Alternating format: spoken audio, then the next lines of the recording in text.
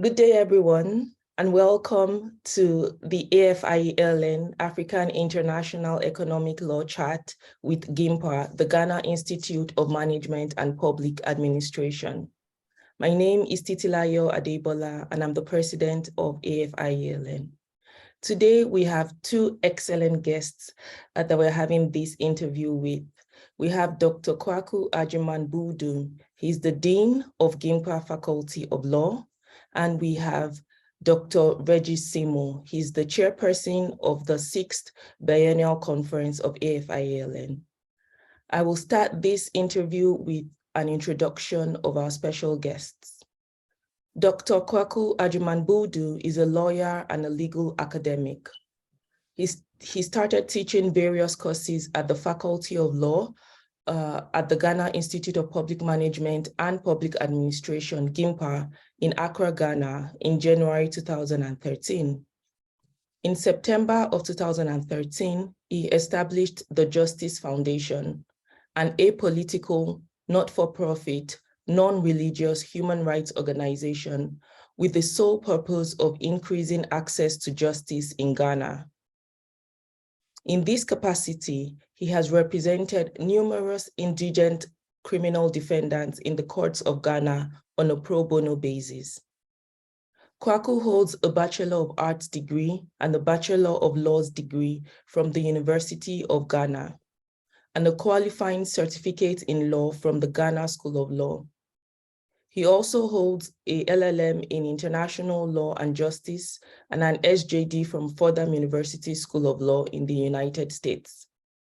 He was the head of law centers at the Faculty of Law, GIMPA, where he oversaw the management of the African Center of International Criminal Justice and the African Center on Law and Ethics between 2019 and 2022.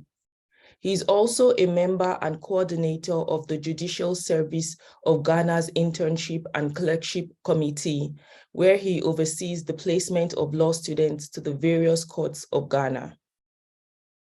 Since 2021, he has been the facilitator of the annual Chief Justices Forum, which is a platform that brings together all stakeholders in the justice delivery sector to deliberate on pertinent issues affecting justice delivery in Ghana.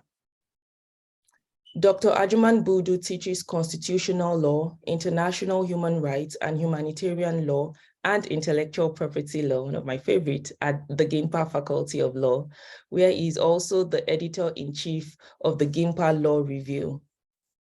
Dr. Agyemang-Buudu is the managing attorney of Agyemang-Buudu and Company, PRUC, a full-service law firm located in Accra. On the 1st of September 2022, Dr. Kwaku Agyemang-Buudu was appointed as Dean of the GIMPA Faculty of Law. Dr. Regis Simo is a lecturer at the School of Law, Queen's University Belfast, QUB, Northern Ireland, UK. He is a UK Trade and Sustainable Development Domestic Advisory Group member, UK TSD-DAG. He was appointed to this role by the Department for International Trade in September 2022.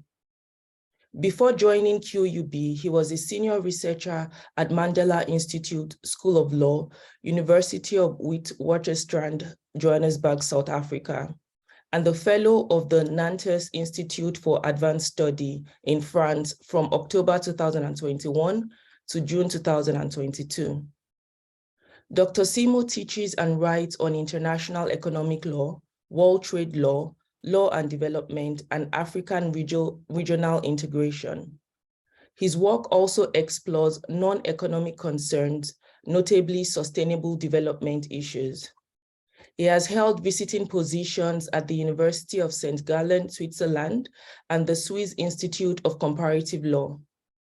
In 2021, he was invited as a guest lecturer at the School of Transnational Governance of the European University Institute, EUI, in Florence, Italy, and the University of Pretoria Law School, South Africa, where he taught the law of the African Continental Free Trade Area, the AfCFTA.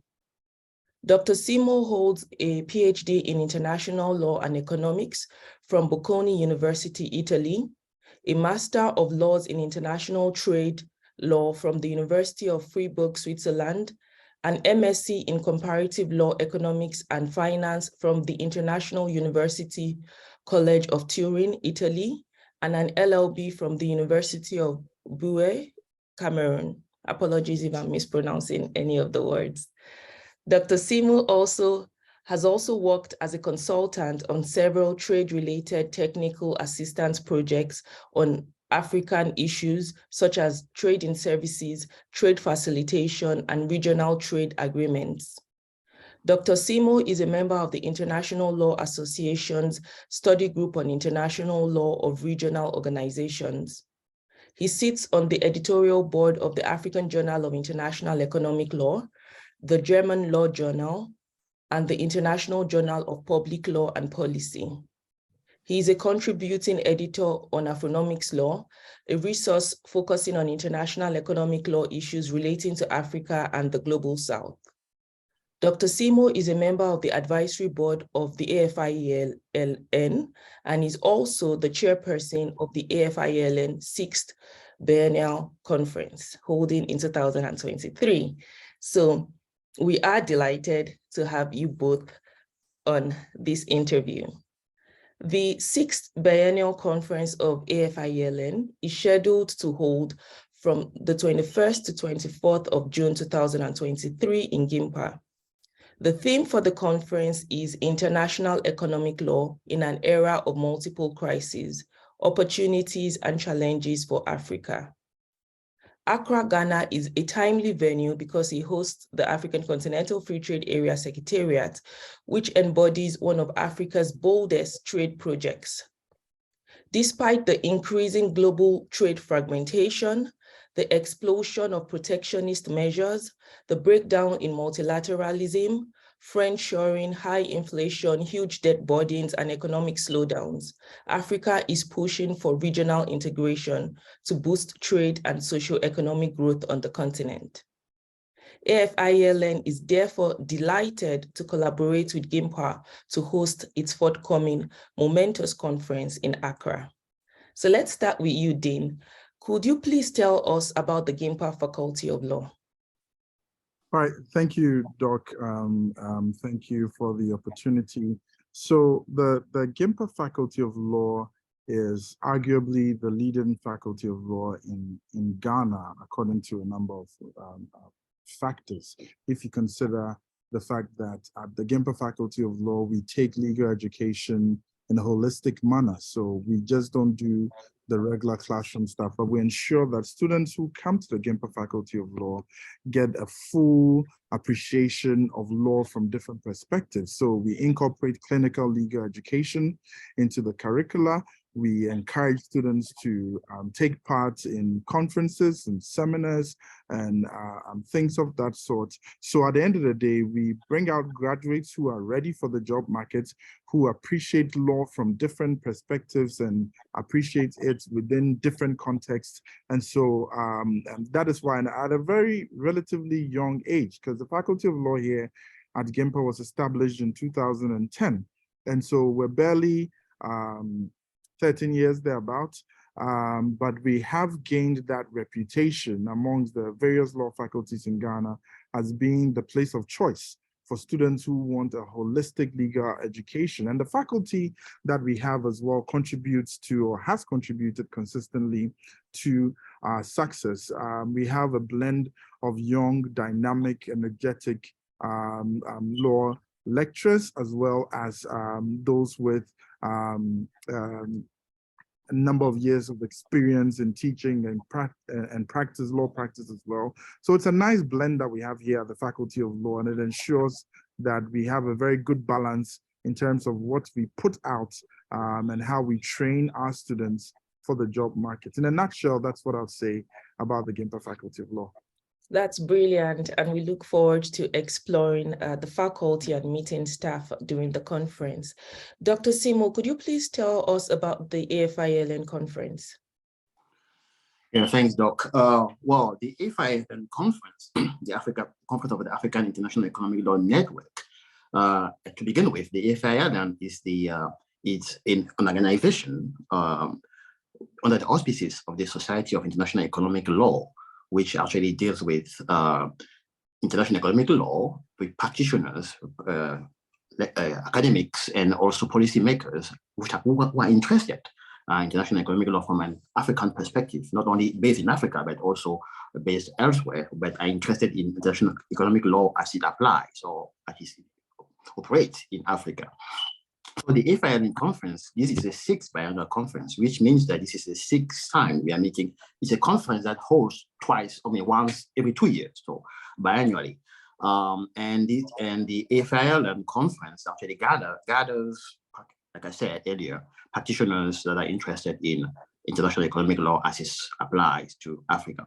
And basically, by championing African voice in international economic law governance. So this is I would say the objective of the AfIELN conference. Okay, thank you very much. Could you please tell us the themes that would be covered during the conference, Dr. Simo? So yes, today's, this year's conference actually is happening at a time where, as you indicated at the beginning, where we are actually facing a multiplicity of crises, right? The world or international governance, world affairs is actually in turmoil, and this is to Mind's words, right? Turmoil might be even an understatement to say the least. So based on, or at least amidst this turmoil, we that have seen a lot of countries retreating from globalization, or at least using measures which they actually designed not to use only in exceptional circumstances. Africa is actually pushing towards regional integration amidst this crisis. And one of the, I would say, the phenomenon of that push for regional integration is the African Continental Free Trade Area Agreement. So this is the first, I would say, the first theme that gathers everyone's in this conference. But apart from these African Continental Free Trade Agreement issues, which we will discuss, I would touch on later, we have also the fact that these world affairs are actually affecting Africa for a number of reasons. The African continent has been a theater of I would say, of battles amongst world powers, each of them trying to occupy a certain sphere of it, or at least building up their sphere of influence on the continent. We've seen countries such as the United States, you see the European Union, you see China coming. All of them are trying to secure trade agreements with Africa. So the theme of the conference was to touch on these aspects of global governance. The signing of trade agreements between world powers and African countries that are also signatories of the African Continental Free Trade Agreement. So these are some of the themes that you will see discussed at the conference. And apart from that, of course, we have gender issues. The trade agreements are being concluded, but there are some elements of gender that need to be considered, which are currently the agreement does not specifically address, but which are present, at least in some respects, which needs to be tackled by policymakers and also by researchers. Apart from that, you have informal trade. Of course, this might be linked to the trade and gender issues, but not necessarily, but not only. Trade and gender and informal trade can be linked in some respects. So we have issues such as, like I was mentioning, informal trade, and you have the issues that I'll touch on sustainable development goals. But now we are in the 21st century, and some of the trade and data issues, trade and issue artificial intelligence. We are talking about ChatGPT, all of these issues, which are influential, that will influence future I would say global governance in the future. And it is important that trade agreement tackle these issues such as data management, data governance, which are also very important, and they will be tackled in this specific conference as well. So these are only few themes that I think we should be addressed at this particular meeting about in this interview. But apart from that, you find that there are a worldwide array areas. The area is very wide to actually tackle these specific issues. So we welcome everyone to come and attend and listen to these specific issues so that they can come out of that conference very enlightened, at least from an African perspective on these specific issues that actually will shape the future of international economic law governance. Great, thank you, Dr. Simo. So, Dean, Ghana has been in the news. We've had conversations about the sovereign debt default, about restructuring. Could you please tell us your thoughts on the state of international economic law from Africans' perspective? So thank you for the question, Doc, and I'll focus specifically briefly on Ghana. The conference, like Doc rightly pointed out, comes at a very critical time. And like Titi rightly pointed out, Ghana has been in the news for all sorts of reasons, especially in terms of the health of our economy. And so people who didn't even care much about international economic law now seem to have an interest one way or the other, because it is all around us and it hits us in the face. And I'd admit that international economic law is not necessarily my area of expertise, but the little that I know from what is happening, for instance, the sovereign debt crisis that we're facing at this particular point in time, to the extent that the government is introducing a domestic debt restructuring program, or debt exchange program, which has created so much controversy because it's almost touching on almost every aspect of the economy that people had safety nets. For instance, pension funds were considered to be included. There was great pushback. We're hearing that it is being considered again. The banks have also met with the government in terms of how to deal with some of these individual bondholders. For instance, now there's a whole coalition of individual bondholders who are pushing back against the government's attempt to implement this domestic debt exchange program, which is supposed to be voluntary. But some would argue that if you look at the details and some of the information that's been provided, and as much as it's being touted as being voluntary, it seems as if it is voluntary but mandatory, because if you do not exchange your bonds, they may be worthless at some point in time. So these are conversations that are now front and center in on social media, in the regular media, and it's introduced us to some terms that a lot of people weren't even accustomed to, like collective action clauses. What are collective action clauses? All of a sudden, people now are appreciating debt sustainability analysis and haircuts. That's one of the most interesting things that came up out of this. What is a haircut? And these are things that we find very interesting. But the point is that the conference comes at a very opportune time, especially in Ghana, and especially because we're holding it in Ghana, because it is not a secret that we're facing a financial crisis.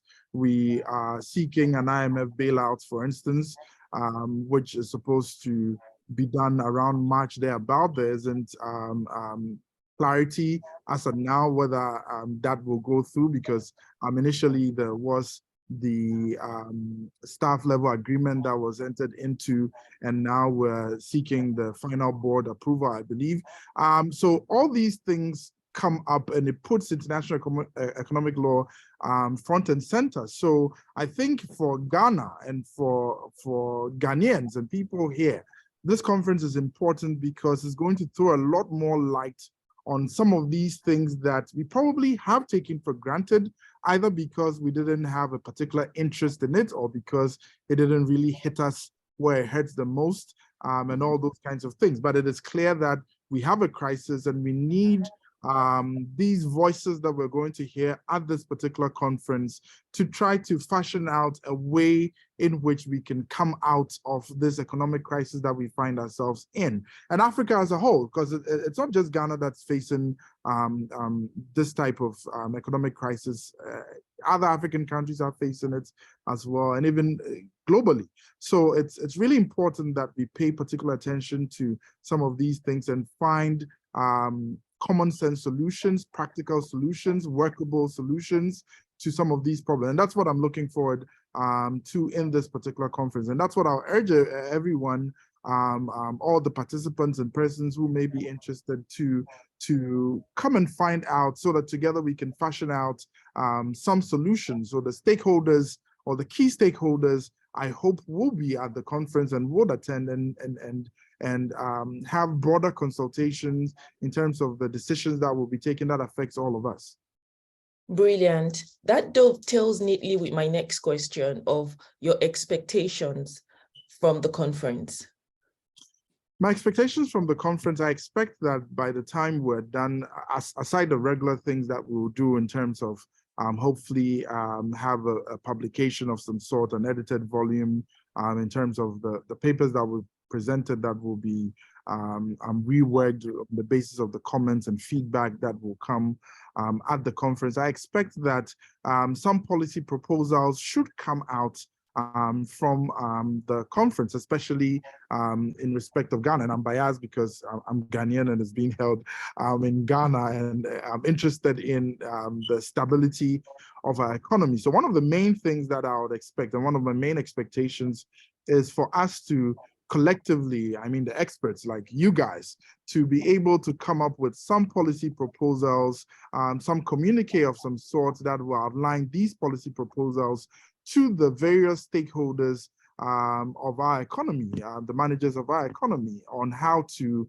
get ourselves out of this conundrum that we find ourselves in, and how to fashion out a way forward, a sustainable way in which we'll be able to move our economy moving forward beyond just the crisis times or the times of crisis that we find ourselves in. We should have a model that will supersede administrations, or will transcend administration, one administration to the other, and will be beneficial to all of us in a collegial manner, devoid of the regular politics that is usually comes hand in hand when we have some of these economic discussions. Yes, you may have different views in terms of different economic ideologies and things of political ideologies and things of that sort, but at the end of the day, we should be able to find common ground and a way in which we'll be able to move our economy to the benefit of all Ghanaians generally.